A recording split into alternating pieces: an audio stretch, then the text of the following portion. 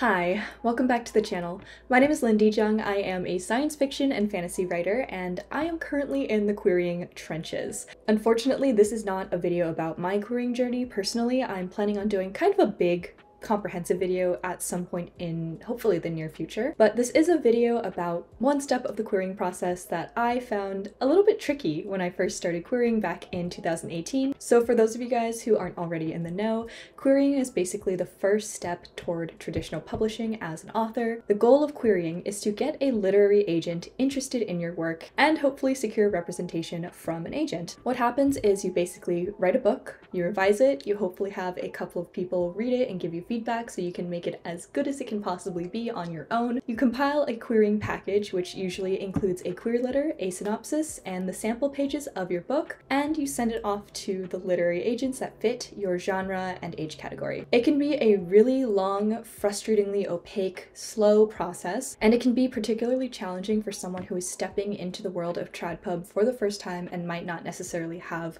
the network that a lot of authors build up around themselves. But there are lots of resources online that can help you on your querying journey, which actually brings me to today's sponsor. If you're also about to start your querying journey, then I highly recommend checking out Craft with Kat's Query Letter Masterclass. This class is actually taught by my friend Kat Lewis, who is a professional video game writer, which is so cool, and her novel is also forthcoming from Simon & Schuster. In this Query Letter Masterclass, Kat will teach you all the techniques she used to sign with her agent and eventually sell her first book. Craft with Kat takes the mushiness out of writing with concrete, step-by-step lessons that break pitch writing down to a science.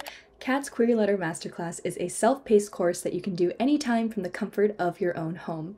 The course comes in two programs, the Independent Study Program and the Personalized Feedback Program. The Independent Study is perfect if you're a writer who wants to work at your own pace as you unlock your query letter's potential. If you're interested in feedback from literally one of the best writing teachers I know, then you can sign up for the Personalized Feedback Program, and Kat will give you detailed, encouraging feedback that will help you realize your story's vision.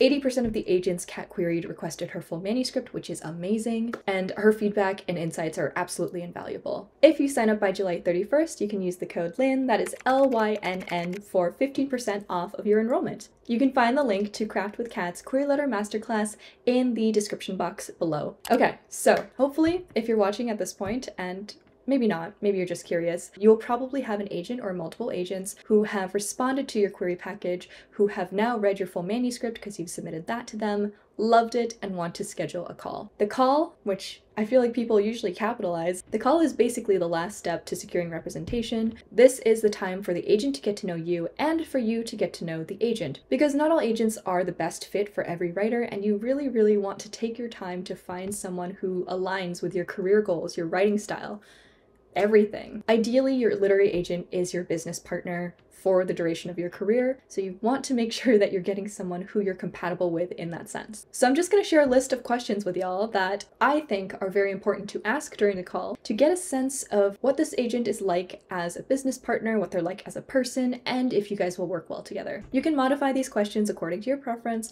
and oftentimes I do think that agents will sort of answer these questions on their own during the conversation that occurs during the call, but it's just a good list to keep in mind because you want to get the answers to these questions one way or another. So let's just dive right into it. Question number one, very basic. How long have you been an agent? This is something that comes with a bit of a caveat. Sometimes agents have been working for 30 years, and sometimes agents have been working for 3 months. And newer agents are often just as capable of selling books as older agents. They just might have less of a track record, they might still be under mentorship. So at this point, if you're discovering that an agent is on the newer side, then you kind of want to start asking what kind of mentorship and support they're getting from their agency. When I first signed with a literary agent in 2018, she was very new, I was her first client, but the offer call with that agent also had the head of the agency on the phone as well. So it was really reassuring for me personally to know that this agent was being supported and overall was being guided by someone who had a little bit more experience. Question number two is, what prior experience have you had in publishing? I think this is particularly useful if you're looking for an agent who is on the editorial side. A lot of agents do seem to come from the editorial end of things, either as a freelancer or with a publishing house. So if they do have that editorial experience, you're able to kind of go like, okay, so they know what they're talking about. Question number three, would it be possible for me to speak with a few of your existing clients to ask what it's like working with you? This is something that a lot of agents should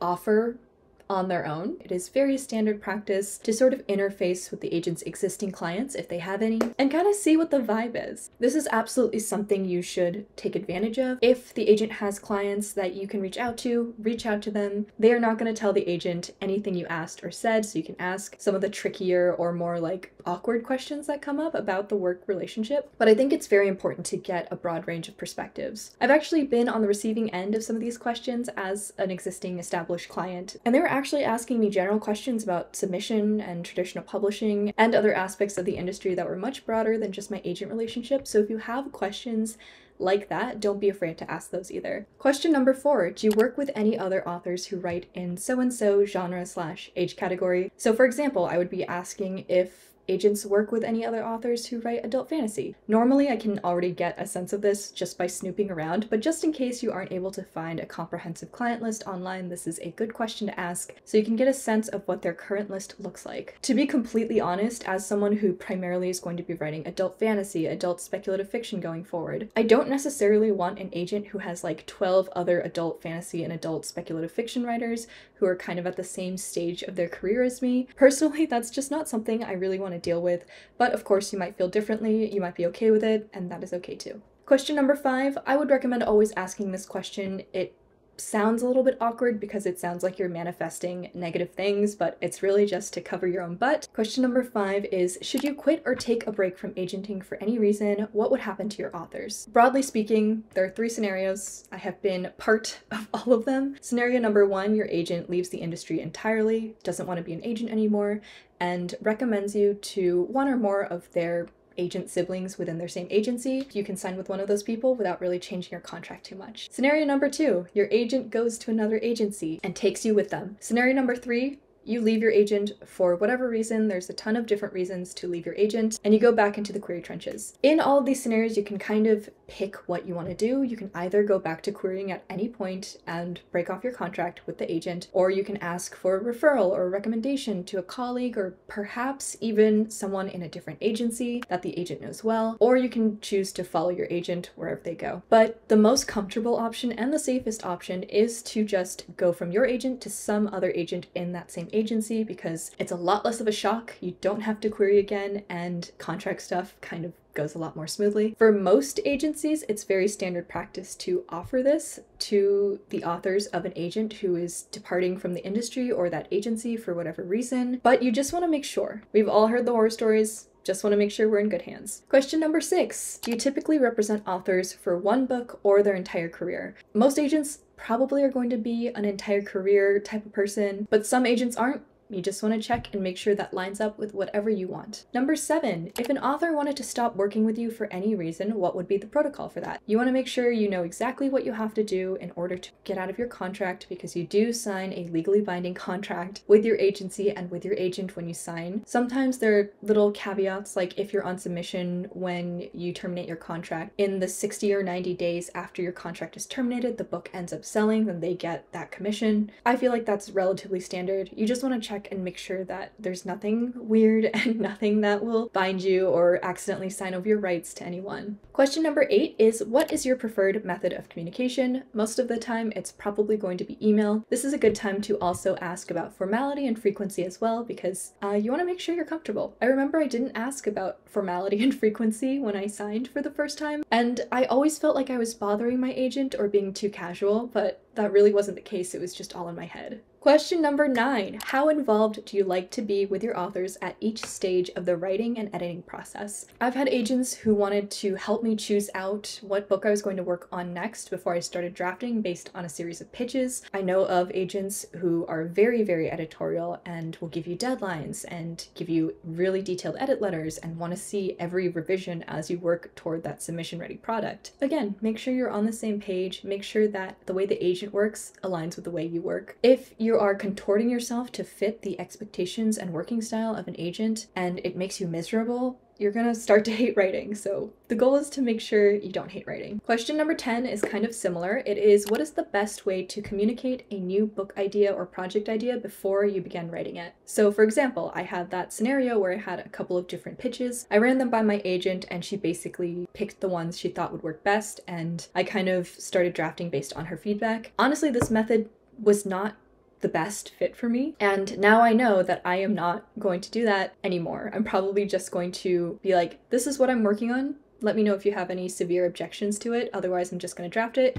And then on like draft 2, I'll send that to the agent. But again, your mileage may vary. Question number 11 is, what sort of authors do you hope to represent throughout your career? I hope that if you're at the stage of the traditional publishing journey, odyssey, whatever you want to call it, then you kind of have an idea in your head of what types of stories you want to write in the foreseeable future. For me, I know that Moths is very representative of the things that I want to write, in that it is weird, it is offbeat, it is not really the standard typical fantasy, but I also know that I'm probably not going to write another dark academia anytime soon. So if an agent who is interested in Moths offers to sign with me, but specifically loves the dark academia element and not necessarily the fantasy kind of spooky speculative fiction weirdness element, then I know that that's probably not going to be the best fit career-wise. So this is a great question to ask to get to know the agent, to understand their tastes a little bit better, and to see if your career goals align with what types of books they want to represent moving forward. Your agent is one of your biggest champions. You want them to be excited about every book you write. You want them to really believe that they can sell it and not just be like, oh, well, this isn't really the type of stuff that I like to read. It's not the type of thing I normally know how to represent. So ask them what their vision is. Question number 12. I love that I have to do this. What is your typical protocol or process when it comes time to go on submission? Submission, in short, is when you and your agent send your book out to editors for potential sale and publication. It is a long and tricky and frustrating road, but the best thing about it is that you have your agent guiding you every step of the way and doing, honestly, quite a bit of the work. This is also kind of a good question because it can very easily segue into a conversation about their submission vision for the book you've already written, even if they haven't necessarily written up a sublist and written up an edit letter and gone the whole mile already. It is a little bit early at the call stage to start thinking about submission in concrete terms, but they might have some ideas in their head and you kind of want to touch base on that and see what they're thinking. Submission is also really strategic. Personally, I find it kind of fascinating, so it's also just a fun conversation to have as well. Question number 13 is a scary question, but it's, how many rounds of editing do you anticipate for this manuscript? Honestly, it should be less than 4. It should be so much less than 4. The standard for most books is going to end up being like a developmental edit, line edit, cleanup, just making sure the loose ends are tied up, and then a copy edit, and then you go off. I've had not this experience before. I've done several developmental editing rounds that took a very long time before, and I wasn't anticipating it, which was kind of on me. I wrote a very short book that was not up to the standard word count for the market. So yeah, just get a sense of how much editing you're in for. And then in a similar vein, question number 14. What are your main revision focuses for the manuscript at this time? Especially if your agent is editorial, as they've been reading your book, they've probably been thinking of revisions. This is very natural and normal. Pretty much all of my friends have had to do at least some sort of major edit to their book after signing with an agent.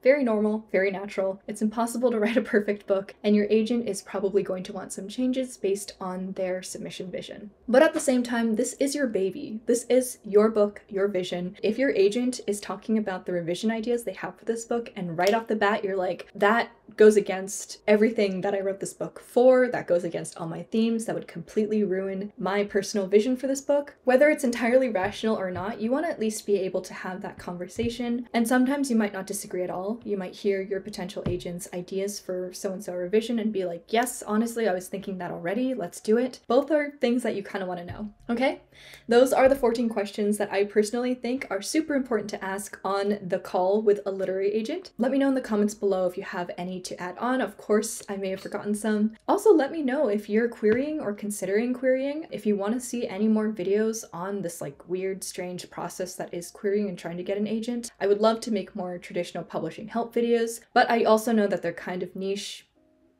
I don't know. I benefited a lot from these types of online querying resources earlier on in my career, so I want to contribute. I just don't know how helpful it'll be. Again, I will have an actual querying update on my end at some point in the future. I'm planning on doing just like a big video on it, and I can't say anything yet on how that process has been going, but it's been going pretty well. So keep an eye out for that. The other thing to keep an eye out for are the streams that I'll be doing every weekend throughout July for Camp NaNoWriMo. We do writing sprints, we answer questions, we chat. I have a couple of very exciting guests lined up for the roster, I guess you'd call it, this month. And I'm so excited because honestly, I love having co-hosts on the stream. I feel like it's such a good vibe. It just feels like we're hanging out and it makes me miss my podcast. But yes, the schedule for the July streams is up on the community tab, so check that out. If you're able to make it, stop by, get some words in this Camp Nano season, and otherwise, that's all for today. I'll see you guys next time. Bye.